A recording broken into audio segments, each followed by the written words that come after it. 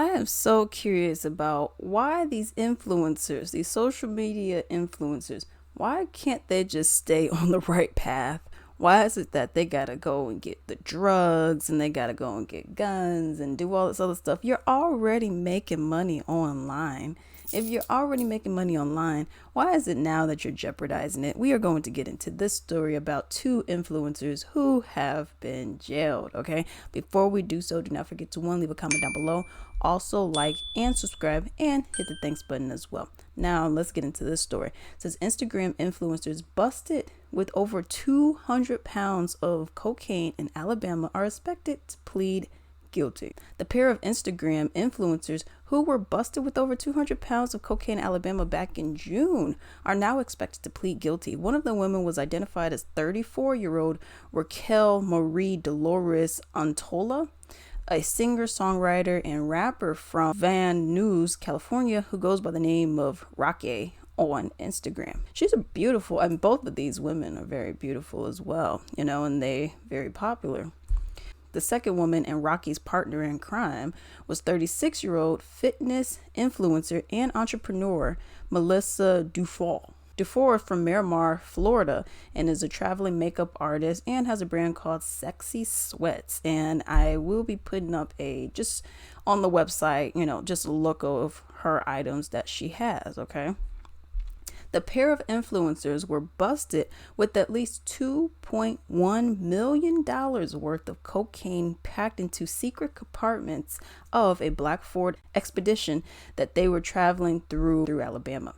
It was later determined that they both met up in Miami, Florida, and then drove together in the SUV headed towards Houston, Texas, for a house party. The two women claimed that while at the party, they got, quote unquote, very drunk, and later got back on the road and headed to Atlanta, Georgia. The two influencers were pulled over on Interstate 110 near Mobile, Alabama for a traffic violation. And I was always curious about these traffic violations.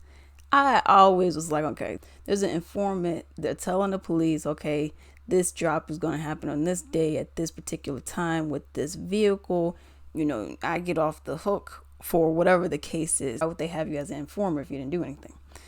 I get off the hook for whatever, and I could go and, tell you what's going on. Because think about it. Out of all the millions of cars, thousands of cars in these particular areas, okay, hundreds in these particular areas, why would you then be like, I think it's that car out of this car, that car, that car, that car?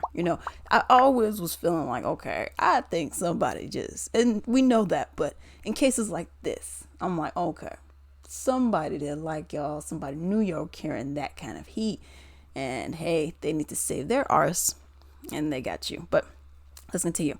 During the stop, a K9 signaled to officers that drugs might be inside of the vehicle. Upon searching through the SUV, officers reportedly discovered several hidden compartments concealing 217 pounds of suspected cocaine that were packed in 84 bundles. Officers claimed the SUV was modified to hide drugs, explaining that the floorboard was lowered and welded back together to make for more room for storage for the bundles of cocaine to fit and be concealed. They also claimed that a second compartment was located in the back of the SUV where the side panels were hollowed out, which is very interesting. I really did not.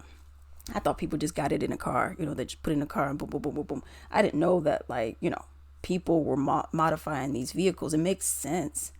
So if someone was doing the regular search, I'm like, okay, I don't really see anything, okay, and then boom, boom, boom, But if you got all these hidden compartments, you know what I mean? I thought that was pretty interesting.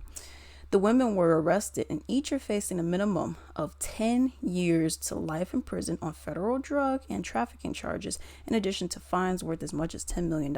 Two women have been trafficking drugs since at least November 2022. Wow.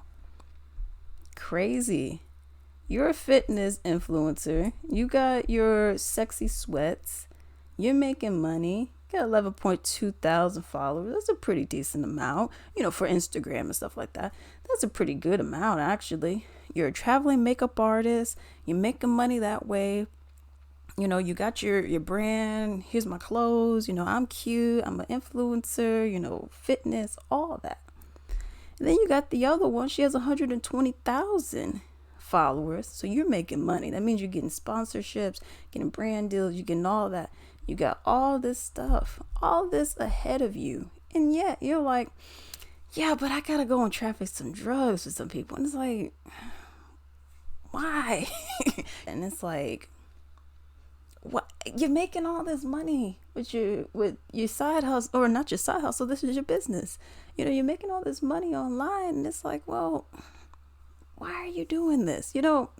I don't get it. I mean, you're making all this money. It's not like you're making, you're barely getting by with $4,000. You got your sexy sweats, you got your traveling makeup artist stuff. You're over here, you got 120,000. Usually with the brand deals and sponsors, you may be good for $8,000, $10,000 a month, bare bones, with all that, with all the sponsorships you could get and everything. So I personally don't understand it, but let me know what you all think down below.